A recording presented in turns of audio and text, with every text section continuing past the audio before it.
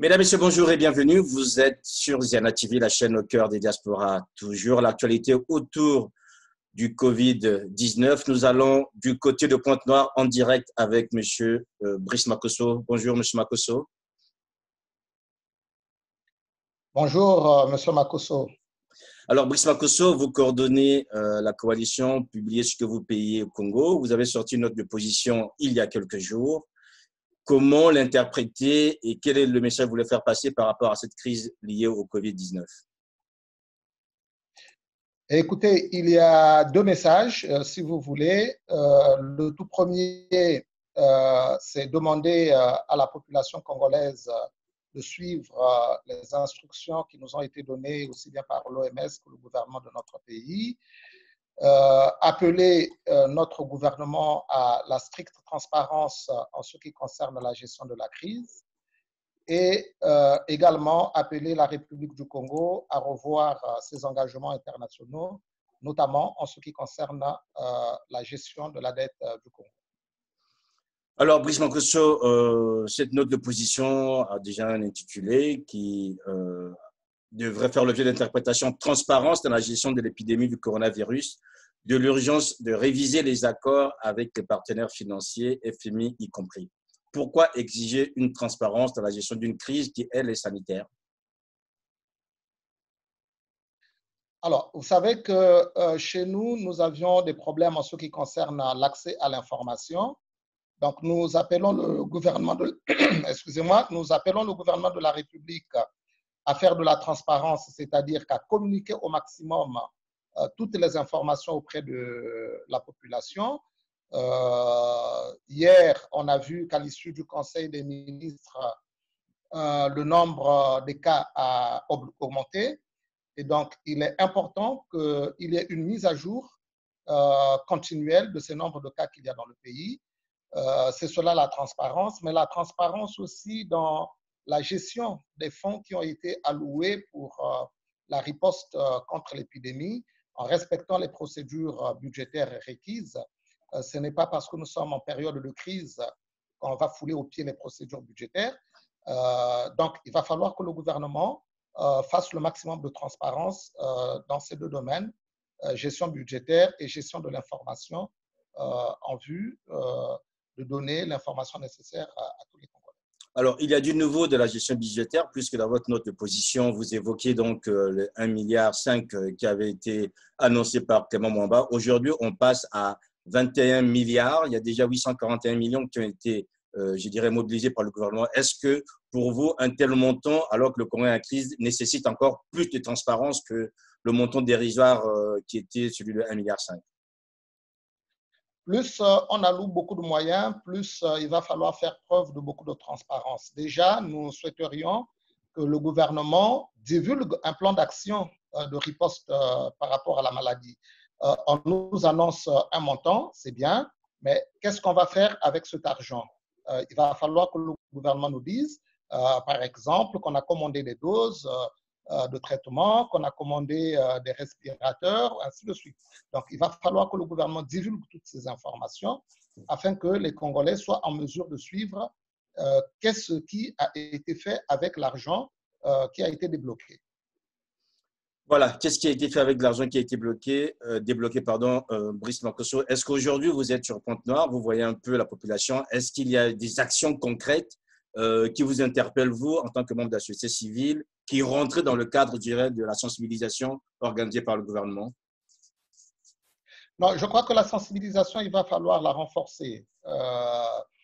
C'est vrai que les gens, ils sont chez eux par peur. On n'a pas décrété de confinement chez nous, mais il y a encore des comportements sur lesquels nous devrons insister, notamment, par exemple, la question de la distance entre les personnes. Il y a plusieurs personnes qui continuent à se serrer la main, mais aussi il va falloir évidemment que le gouvernement donne l'information et que nous sommes dans une situation, si vous voulez, d'intrigue. Donc, la maladie, elle existe. Il va falloir qu'on communique sur ce fait-là que la maladie existe effectivement.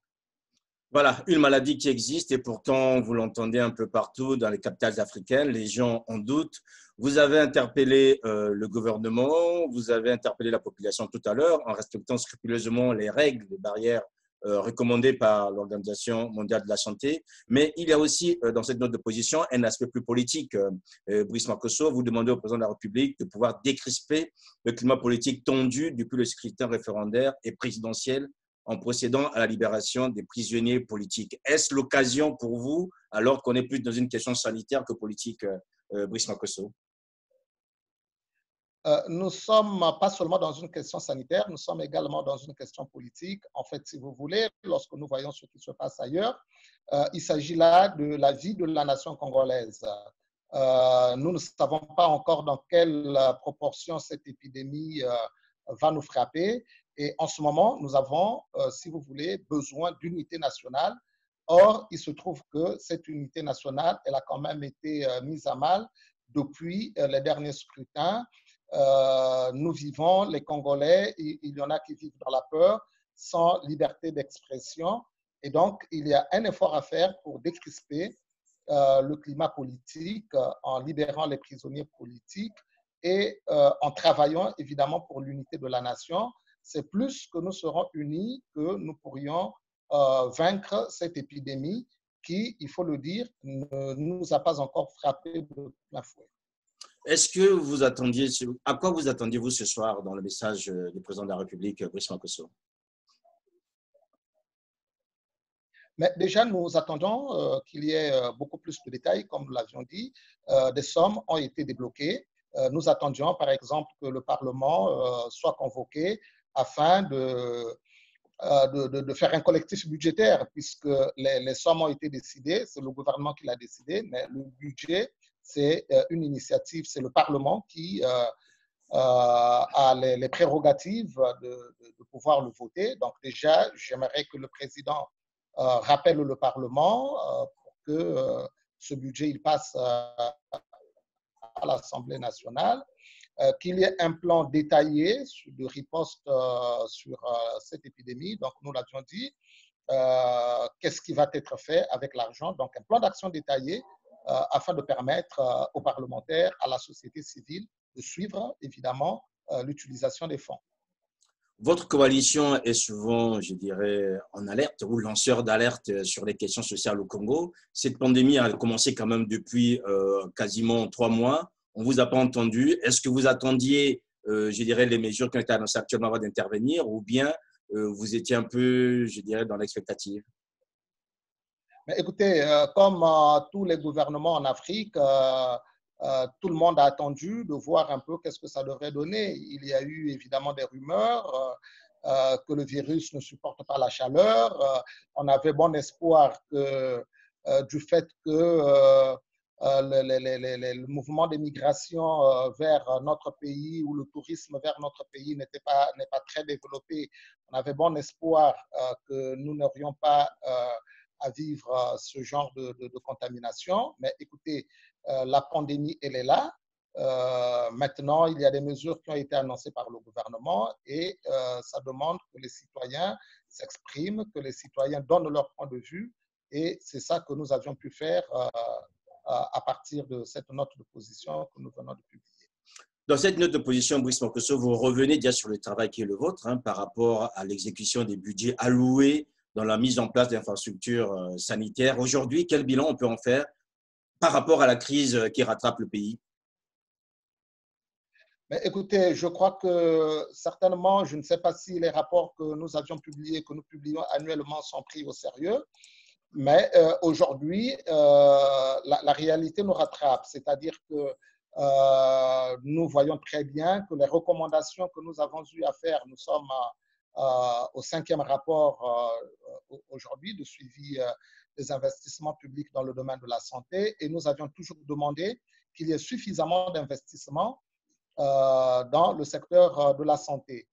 Malheureusement, ces dernières années, le gouvernement a beaucoup investi dans le domaine de la santé, mais que l'utilisation de ces investissements, on a du mal à suivre si réellement ces budgets ont été effectivement investis sur le territoire national.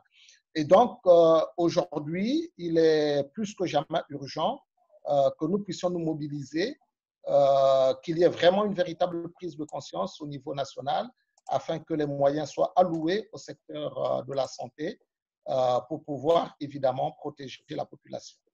Mais quels moyens alloués en plus, Brice Marcosso? Dans vos 5 rapports, les moyens ont été alloués, sauf que le travail n'a pas été fait. Qu'est-ce qui peut être fait en plus aujourd'hui face à cette crise pour que ces moyens soient concrètement utilisés pour les objectifs fixés? Vous savez, le gouvernement de notre pays alloue des budgets, mais n'exerce pas un contrôle. En temps normal, c'est le ministère du Plan qui devrait exercer le suivi de l'exécution budgétaire, ainsi que les parlementaires qui sont chargés de voter les lois de règlement chaque année.